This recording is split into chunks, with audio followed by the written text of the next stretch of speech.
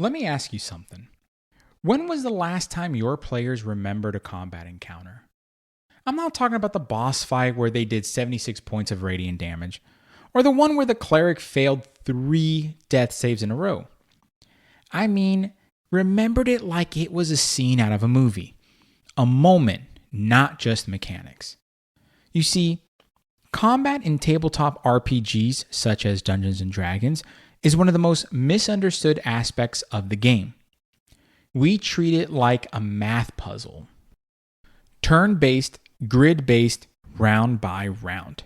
And sometimes that's fine, but if every fight feels the same, initiative, move, attack, rinse, and repeat, you're missing out on what combat can truly be, a storytelling engine. The rogue slides under a falling chandelier to land a backstab on the warlock. The paladin leaps from a collapsing balcony into the fray below, swinging their hammer as they fall. The enemy warlock snarls, slams their ebony dagger into the ground, and the battlefield trembles as magic shatters like glass around them and oozes out of the dagger.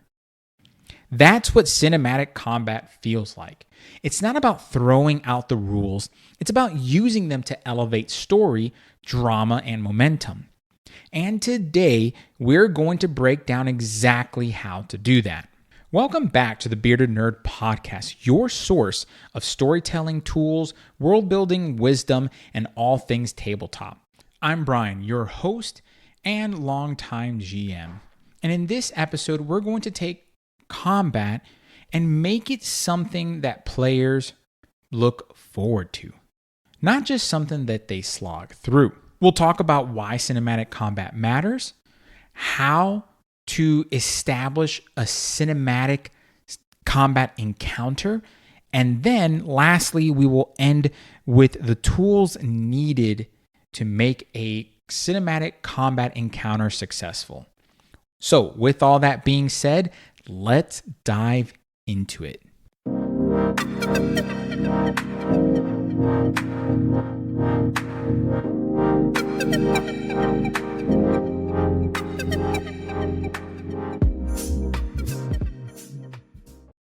So let's talk about why cinematic combat matters. Combat isn't just about damage. We need to remember that it's about emotion, stakes, and the memories made. There are 4 reasons and 4 benefits specifically support cinematic combat. And they are player engagement, the stakes feeling higher than normal, the ability to tell a part of the story every round, and the memory that comes after the XP is tallied.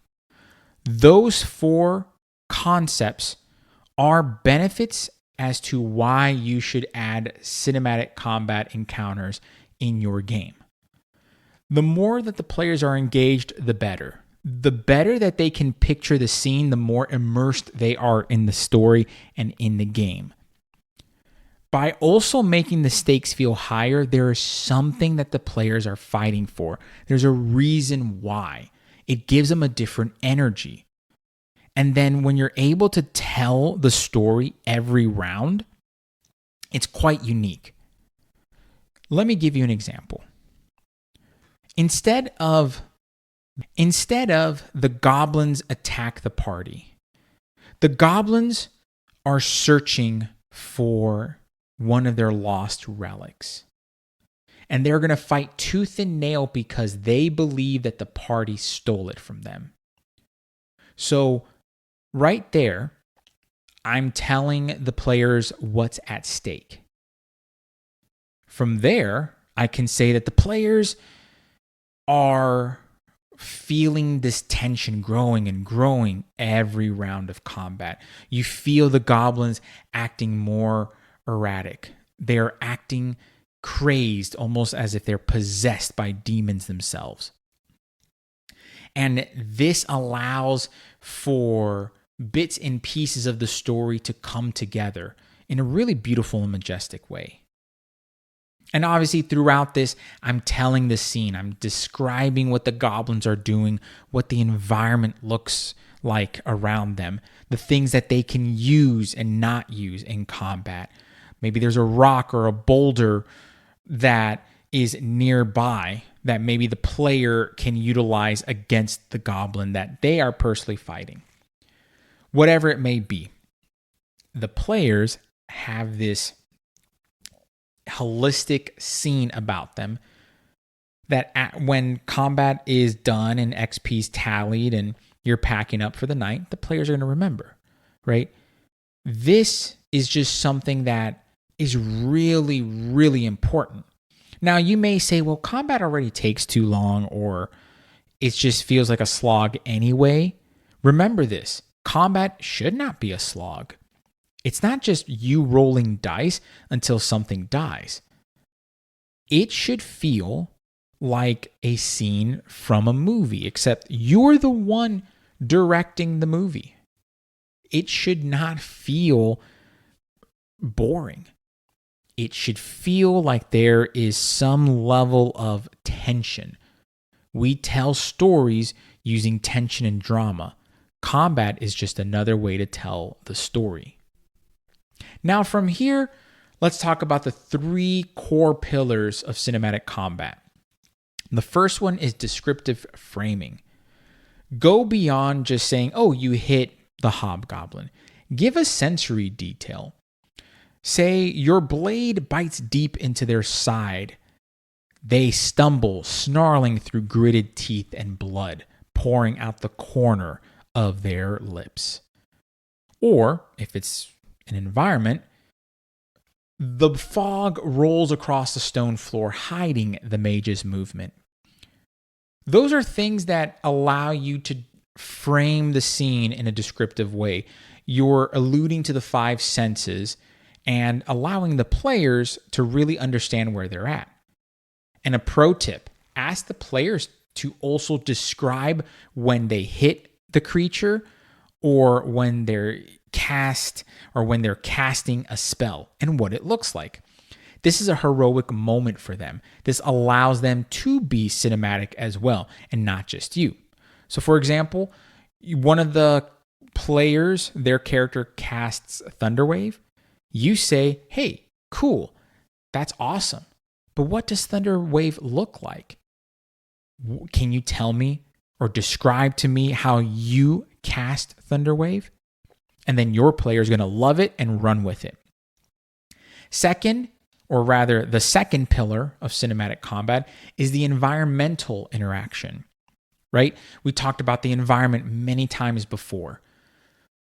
Is there a chandelier? Is there a rope bridge that they can interact with? Give the player something that they can chew on, so to speak, that's beyond just the enemies.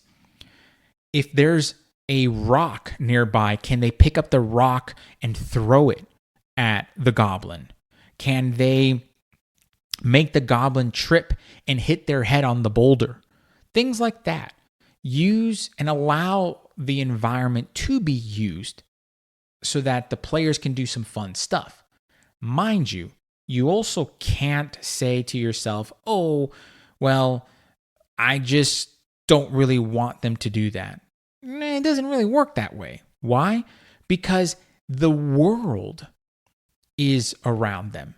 They technically have access to the entire world. Why wouldn't they use it for their advantage? In fact, I believe that 1 to 2 interactive elements should be in every encounter. Let's say that there's mud, and let's say there is rain. Those are 2 things that the players can use around them to make it more interactive and immersive. Let's say that the player says, hey, let's run in the direction of the thunderstorm so that the enemy NPCs can't see us that well, and therefore visibility is halved. Or let's say that the players lure the enemy combatants into a really muddy part of the battlefield, and therefore the enemy combatants have a halved movement speed. Things like that allow for the environment to be even part of the encounter and allows for really great descriptions, right? A great example is this. A player casts fireball, but the crate around the bandits explode, starting a fire that now spreads towards the city gate. And then now the battlefield is involved. There's fire, so there's maybe low visibility or high visibility, depending on what part of the fire they're in. And then there's smoke around them, which, could be a constitution saving throw. And then now there's a time aspect of it because it's heading towards the city gate, right? So there's now the environment being involved and the battlefield is evolving. So a lot of great stuff when you use the environment. Lastly, dynamic enemy behavior. That pillar is probably the most important because it transforms enemies from being just hit point bags to being real life, living and breathing creatures. And in this moment, I really like using action-oriented design. That's the Matt Colville MCDM design for their monsters, where it really gives these enemies, these villains, a sort of reactive and responsive ability alongside a really cool catchphrase. What I've noticed is that it provides this depth, and not just the action-oriented monster design, but the fact that when you have a dynamic enemy behavior, it gives that enemy something substantial. For example, why would the enemy not flee? They wouldn't just stand around. The enemy would flee, maybe regroup, or parlay if they feel like they should. That makes the character, or rather the NPCs, more real, right? If the undead champion drops to 0 and the phylactery pulses maybe, and perhaps skeletons around this undead champion start to absorb his essence. Well, I could say that they've got 2 rounds before something happens that's worse, or I give the players an opportunity to do something really cool. But there is an element of dynamic behavior, right? What's going to happen? It's not that the undead champion drops to 0 and then just falls into a comical pile of bones. No, something's going to happen because this champion has worked themselves to be powerful, and they're going to have a fail-safe, right?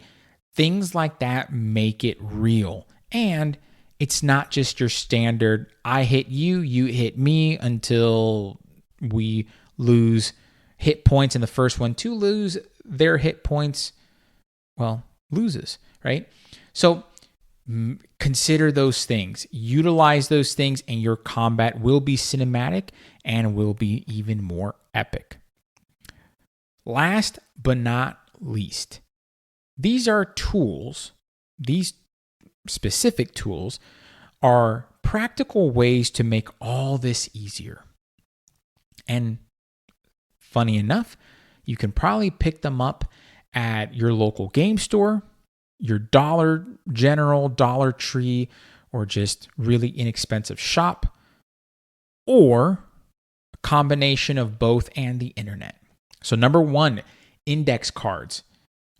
Your index cards are going to have the prompts for the battlefield twists or the terrain twists or the enemy behavior.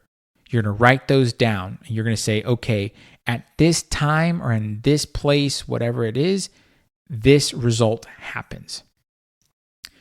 And then you're going to write the result down and what to expect, right? So for example, at this time, let's say round 4 of combat, a storm rolls in, causing half visibility for everyone in the combat. Very simple. From there, you're going to use improv decks. You can use deck of stories. You can use pretty much any of the really fun decks that are out there available. I can link some down below, but you can use some improv decks or random generators for the enemies and their objectives. This is really important because this is going to feed the other information. If you are having the players fight a group of bandits and their objective is to just steal the loot from the players, well, they're going to have different motivations and they're going to most likely flee if they're below a certain amount of hit points. Versus the cult of the big bad evil person, they're going to fight tooth and nail. They don't care. So keep that in mind. Use that type of improv deck or random generator to create the enemy and their objectives and plan from there. And then lastly, use the rule of cool.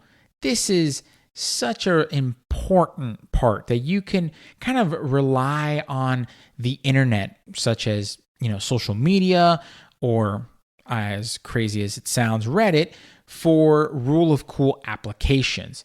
If a player says something that's really awesome, roll with it. Let them do it. And if it doesn't really break the world itself, go with it and just let the momentum build over time. Combat should be the thunder, not the silence. It should challenge your players mechanically, but inspire them narratively. Start describing more. Let the environment speak. Let enemies feel alive. And watch as your players start role-playing during the fight, not just between initiative rounds. Thank you so much for listening to this episode of the Bearded Nerd Podcast, your source of storytelling tools, world-building wisdom, and all things tabletop. If you want plug-and-play cinematic encounter templates, villain one-pagers, or terrain complications to throw at your players, check out my Patreon where I drop ready-to-use content each week. Much love and keep gaming.